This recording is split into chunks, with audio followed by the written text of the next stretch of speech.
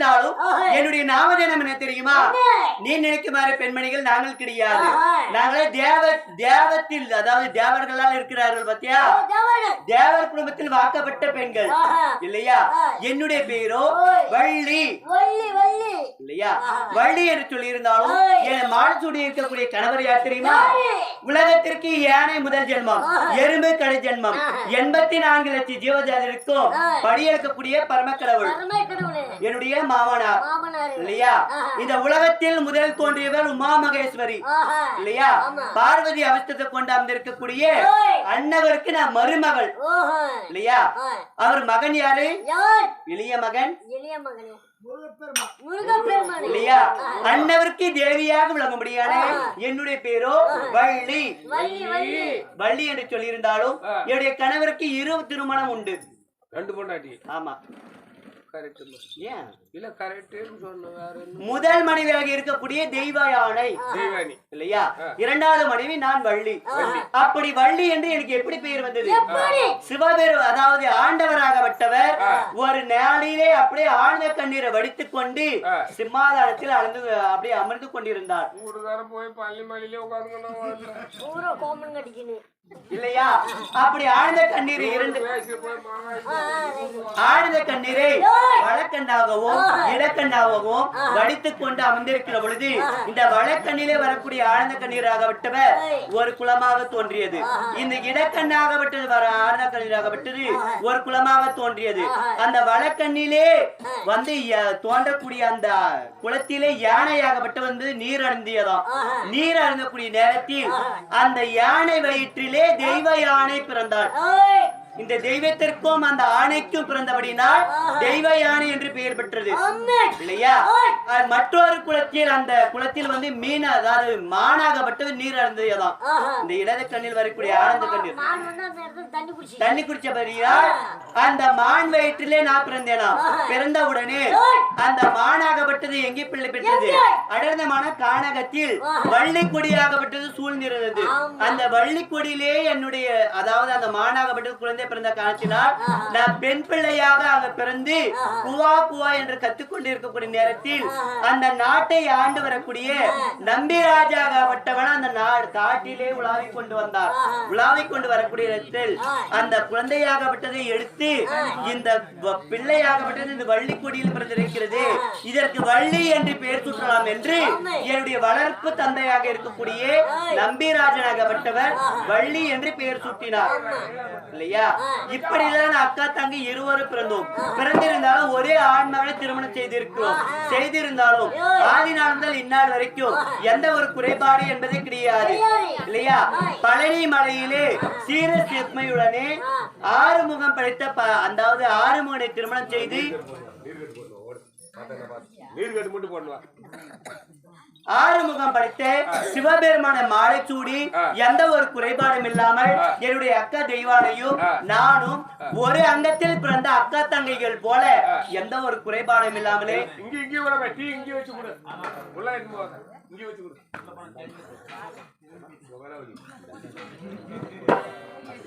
சரி, அதனால அந்த ஆனந்த குலத்தில் நாங்க பிறந்தபடினால் இந்நாள் வரைக்கும் ஆனந்தமாக எந்த ஒரு குறைபாடு இல்லாமலே பழனி மலையிலும் திருச்செந்தூரிலும் 6 வரை வீடு கொண்டு உன்னுடைய கணவர் முருகபெருமாள் அவர் சொல்லிட்டாரு, டேய் எங்க அம்மாவை போய் பார்க்க சொல்லு, நான் பழனி மலையிலே இருக்கிறேன், அம்மாவை பார்த்துட்டு வர சொல்லிட்டாரு. அப்படி மன்னவர் அழைத்திருந்தாலும் நம்ம எப்படி போக வேண்டும்?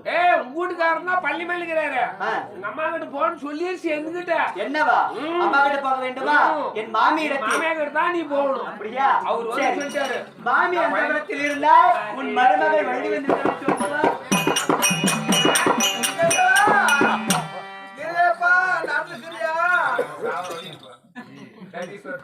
எப்பயுமே வந்து கடையிலேயே காலை கட்டி போனா நீங்க ஒரு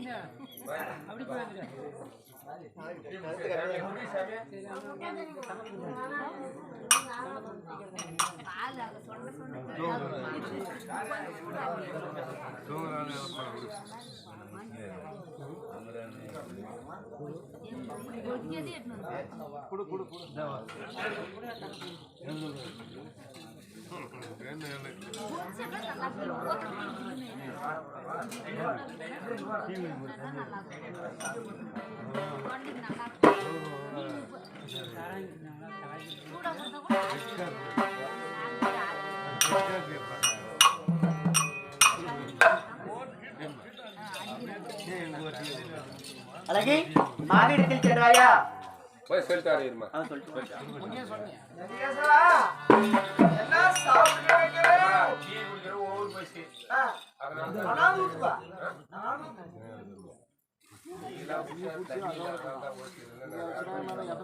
இல்ல டீ சாப்பிடுறேன்.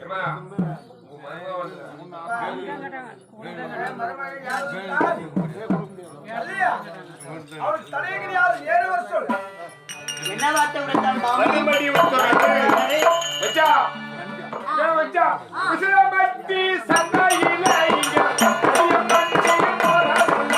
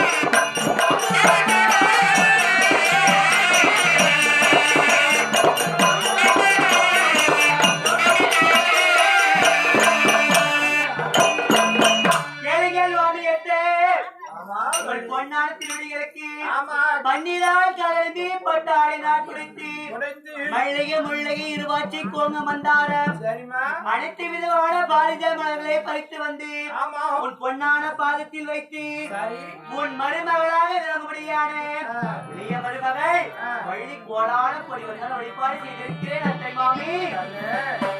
இந்த உலகம் எத்தனை மரம் மாமியார் இருக்கலாம் இருக்கலாம். ஆனால் எனக்கு வந்த மருமக்கைமாரை போல யாருமே நான் அழைக்க முடியாது சார். ஆமாத்தே.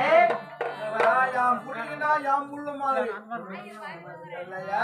ஆமாத்தே. அதனால் கண்ணே வள்ளி சொல்லுங்கள் மாமி. அத்தை யார் இருக்கிறார் என்று ஆசிரியனே வந்து பார்த்தவன் இருக்கிறார். பயந்தபடி நாள். எதுமா? அதற்குள் அத்தே. சொல்லுங்கள் அத்தே. கண்ணே மகளை வாழ்வாய்.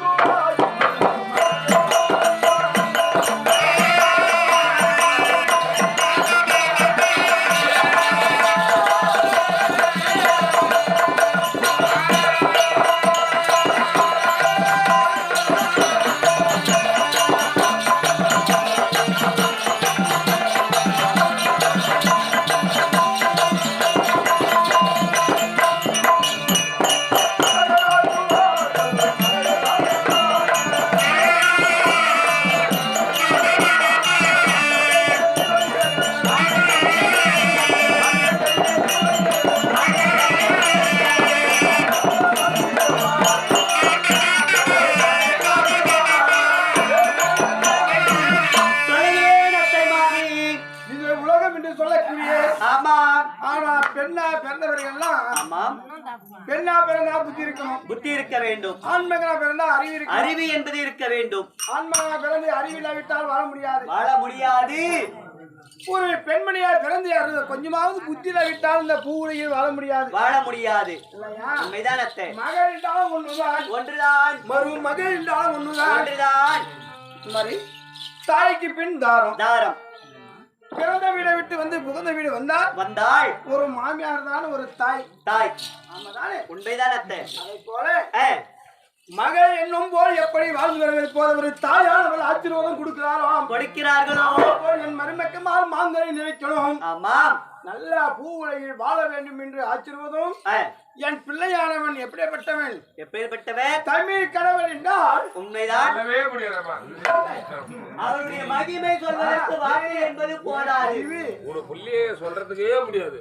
அறிவி நீ அறிவிலே சிறந்தவன் நீதானே. ஏமா? அதனால தமிழ் கடவுள் என்றால் என் மகன் முருகப்பெருமான் ஒருவன் நாட்டான். கரெக்ட். ஏன் என்றால் அவனுக்கே பாடம் சொன்னமா. அவன் சாதாரண பிள்ளை கிடையாது. என்ன?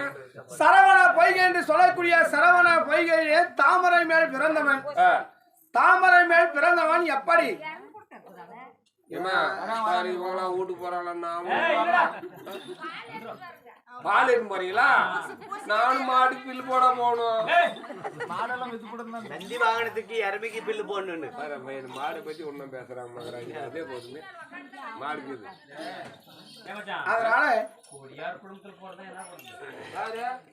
கஞ்சா குடிய சொல்றாரு அவரு. எங்க மாமனார் கஞ்சா குடிக்கிறாரு, அந்த குடிய சொல்றாரு. அதனால என் கணவரானவள் நெத்திக்கனை துறந்தா அந்த நெத்திக்கன் பொறியானது சரவண பொய்யரை போய் தாமரை மேல் 6 பொறியாக விழுந்தது. அந்த 6 பொறியாக விழுந்தது தாமரை மேல் என் மகனாகி முருகப்பெருமான் உருவாகி நின்றான். ஆனா சரவண பொய்யை பார்த்தால் குழந்தையாவது அழகா இருக்கிறது என்று ஓடி போய் பார்த்து நான் அந்த 6 குழந்தையும் சேர்த்து 6 குழந்தையும் ஒன்ன தூக்க முடியுமா? முடியாது. ஒன்றாக சேர்த்தி தவளி ஒன்றாக சேர்த்தனம் பாரு. உடல் ஒன்னாயிடுச்சு. என் பிள்ளைக்கு 6 முகமாயிடுச்சு. உடல் 1 முகம் 6. 6 முகம் பிடித்த கடவுளை நீ மாலையிட்டு ஆமத்தே. ஆனா சரியான கோபக்காரன் எங்க பையன். கரெக்ட். எங்க பையன் மாதிரி கோபக்காரன் யாரும் தெரியாது. மோசமான குயில் வந்தது. ஒரு அம்மாடே முன்னாடி வச்சு இல்ல மோசமான ஒரு சில்லற புத்தியன்னு கேட்டான். உன்னை மாறிக்கிறோம் ஒரு நாள் ஓடி வரத்தான். பின்ன உலகம் சுத்தி நாரத முனிவர் வச்சு தான் எங்க குடும்பமே அழிஞ்சு போச்சு. உன்னு மாதிரி ஆளு. என்ன மாதிரி ஆளுங்கதான். உன்னு மாதிரி ஆளுதாமா. நாங்க பேர்பட்ட இப்ப இன்னைக்கு குதிங்கதான். இல்ல நாங்க தான் இப்ப இந்தீங்க. வாயை கொடுத்து வாங்கி கட்டிக்காதரா. இல்லம்மா நீ அறிவாளி, நான் இப்ப இந்தின்னு தான் நானும் சொல்லிட்டு கேள. நான் அறிவாளி. அதனால அந்த நாளிலே பார்த்தால் முருகப்பெருமான் மயில் மீது ஏறினால் உலகமெல்லாம் சுத்தினான். ஆனா நீ ஒரு அறிவு தானே. உலகத்தின் முதல் தெய்வம் எதுயா? உலகத்துக்கு முதல் தெய்வம் எதுன்னு எனக்கு என்ன தெரியும்? தெரிஞ்சுன்னா முன்னே சொல்லிட்டுவா. தெரிஞ்சு முன்னே சொல்லிட்டு என் புள்ளைய போய் கேட்டு சொல்லணும். மாதிரி அழகுல சிறந்தத்தான். ஆனா அழகே இல்லதான். யானை மூஞ்சிதான், முகம் காதுதான். அந்த புள்ளைய போய் கேட அறிவி அந்த புள்ளிக்கு மாதிரி இருக்கும் கிடையாது. அது உலகத்தில் முதல் தெய்வம் தாய் தந்தை என்று சொல்லி என்னை எங்களை சுத்திய மாங்கனி வாங்கி ரொம்ப நேரம் அமர்ந்துக்கணும். யாரு பெரிய பையன் பெரிய பையன் சின்னவங்கிறான் பாரு. ஆனா ஆறு முகத்தோடு ஏறினான், கோபத்தோடு ஏறினான். சின்னவங்கரா பாரு உங்க அம்மா திப்பது புதியான வாங்க நல்லா கேட்டுக்க, நீங்க தானே கேட்கறது ஒரு சமையல். இல்ல நான் தான் பழசான்னு சொல்லி மயில் மேல ஏறி உலகமே சுத்திட்டு வரான். ஏன்னா இப்ப நானு ஒரு வேதத்துக்கு நான் சாபம் போட்டேன் பாரு.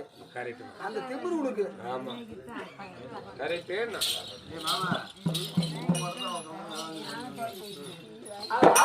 அப்படி இருக்கக்கூடிய முருகப்பெருமான மாலையிட்டு பிள்ளையார் இருக்கிறார். இருந்தாலும் எனக்கும் என் கணவருக்கும் ஒரு வாக்குவாதம் வந்து என் கணவரை என்ன செய்திருக்குன்னு பண்டார பேட்டிக்கு அடித்து வச்சிருக்கிறேன். இந்த உலகம் நான் தெரிந்து பார்க்கணும்.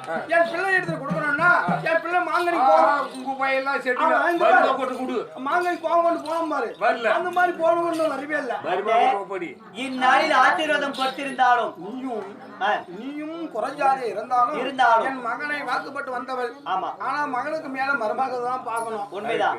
எங்க வச்சியா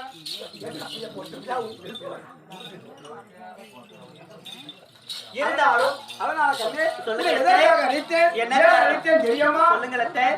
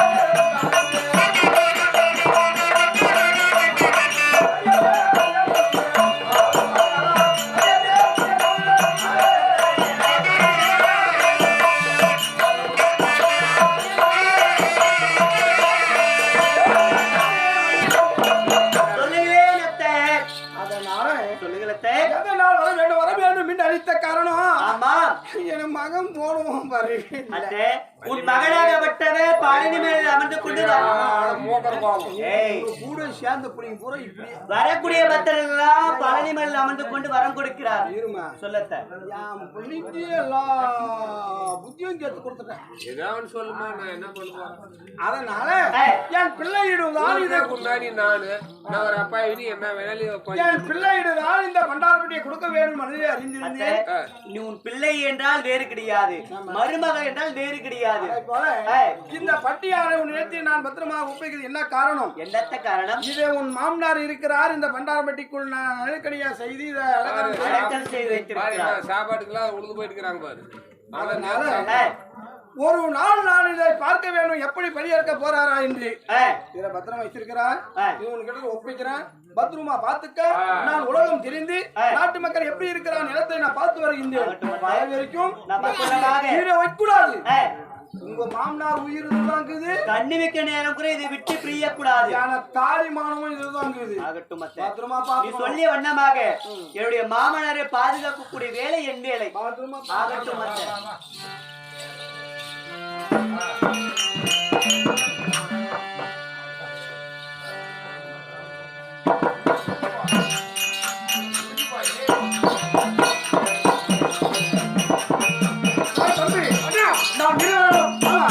இந்த வேலையில் இருக்க போது என்ன செய்ய வேண்டும்? பார்த்தாலும் பெண்மணியானால் பார்த்தாயா? இந்த பூலோகத்தில் பார்த்து ஏதோ ஒரு பெட்டி வைத்து விளையாடி கொண்டிருக்கிறார். என்ன செய்ய வேண்டும்? கையிலுக்கு தேடி நாம் வந்திருந்தவா சிவபெருமானை பார்ப்பதற்காக இங்க பார்க்கின்றதாருன்னா பெண்மணியாகப்பட்டிருக்கின்றார். ஆமா, என்ன செய்ய வேண்டும்? அந்த பெண்மணி கையில் இருக்கக்கூடிய வண்டார பெட்டி நாமல் எடுத்து காய்வாடி செல்ல வேண்டும். நாமல் என் அத்தை உழைத்து விட்டு சென்றிருக்கிறார். என் மாமனாராகப்பட்டவர் இதனுடைய தனியாக செய்து வைத்திருக்கிறேன். என் மாங்கல்யமாகப்பட்டது இந்த பெட்டிக்குள் இருக்கிறது. என்னுடைய மாமனார் உயிருக்கு எந்த பங்கமும் வரக்கூடாது என்று என் மாமியாகப்பட்டவர் உழைத்திருக்கிறார் இல்லையா? அப்படி வாயக்கழுவு அந்த மாதிரி நடக்காது.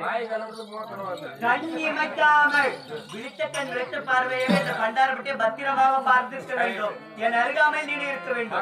ஆகட்டும்.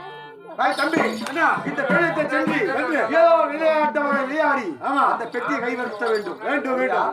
ஆமா, அதுக்குள்ளே நம்மளுடைய நம்ம வேண்டக்கூடிய கடவுளாகப்பட்டது அதுக்குள்ளதான் இருக்கிறது. அந்த அதிசயத்தை நாம் பார்க்க வேண்டும். மறுபடியும்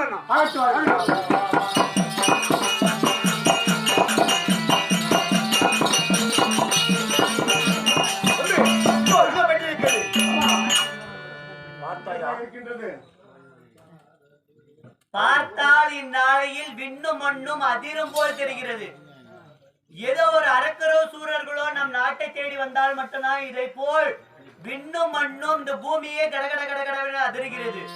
ஆனா யாருன்னு தெரிய கிடையாது. இருந்தாலும் நம்ம அருகாமையில் வரட்டும். உலகத்தில் எத்தனையோ மனிதர்கள் நடுமாறுவார்கள். நமக்கு என்ன போனது ஆகட்டும்.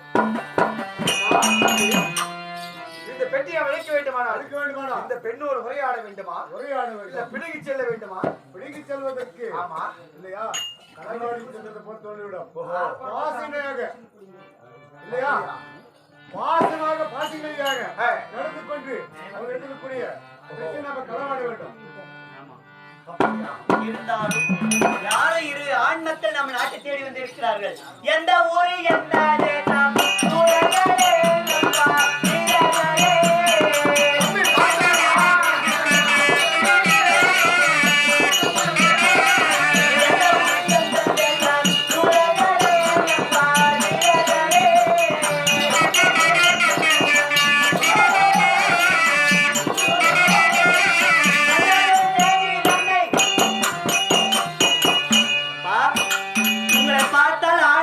இருவரின் நாட்டை தேடி வந்திருக்கிறார்களே, நீங்கள் யாரு? உங்கள் பெயர் என்ன?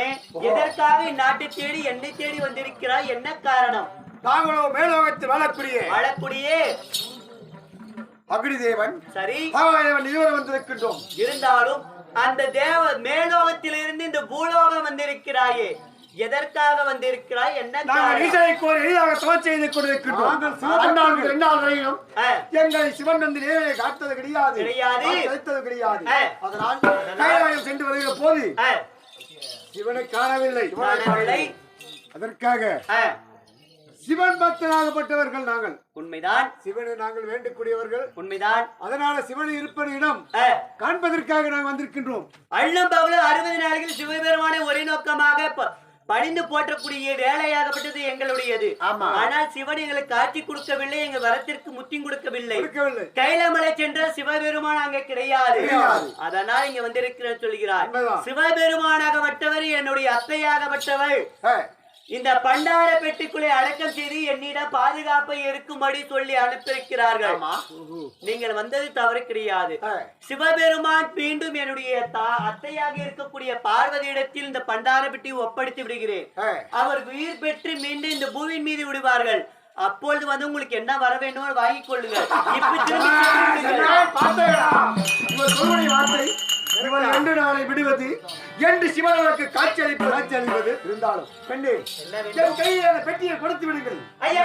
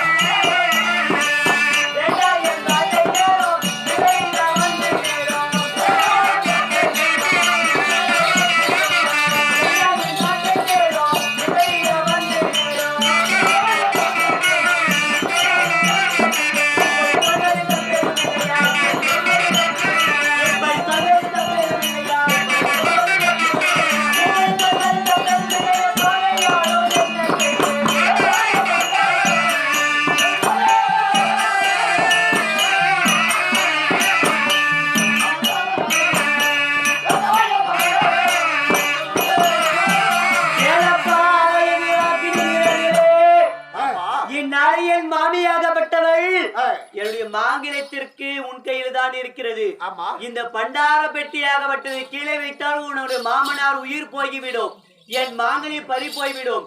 கண் அதாவது முழித்த கண் முழித்த பாவனையாக இந்த பண்டார பெட்டியை பாதுகாக்க வேண்டும் என்று என்னுடைய அத்தை வார்த்தை உரைத்திருக்கிறார்.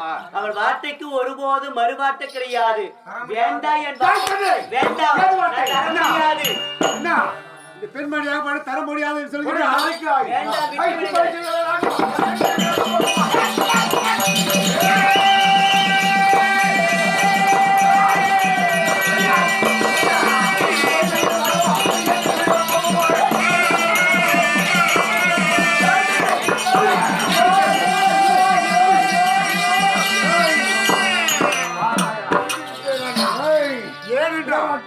விடமாட்டேன் நமக்கு நாரதி சொல்லி சொல்லி வல்லமாகவே இந்த பேரத்தில் பெட்டியை பற்றி பிடுங்கி விட்டோம்.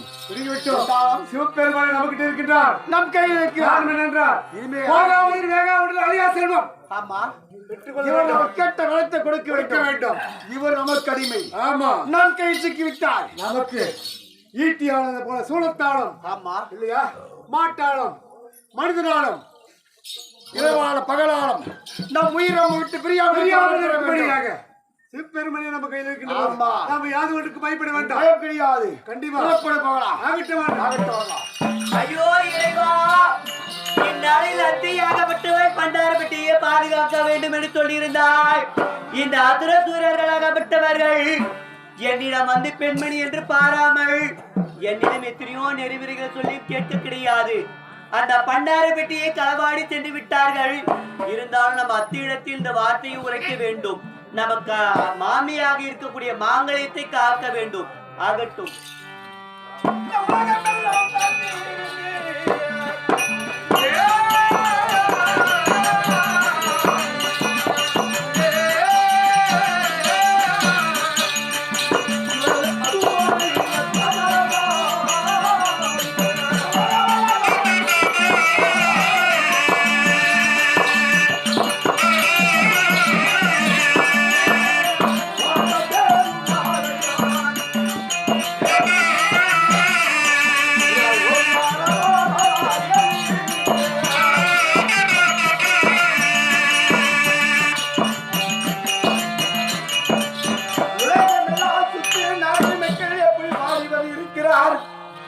ஆனால் ஒரு நாள் என் கணவர் படியளக்க விட்டால் பசியோடு வாடி வருகிறார். இதையெல்லாம் கண்ணால் பார்த்தது போதும். என் மருமகள் என்று சொல்லக்கூடிய வழியிடத்திலே இந்த பண்டாரம் பட்டியை கொடுத்துட்டு வந்திருக்கிறேன். பத்திரமா பார்த்து. ஆனால் என் நபரிகள் பார்க்கிறோம். ஐயோ ஐயோ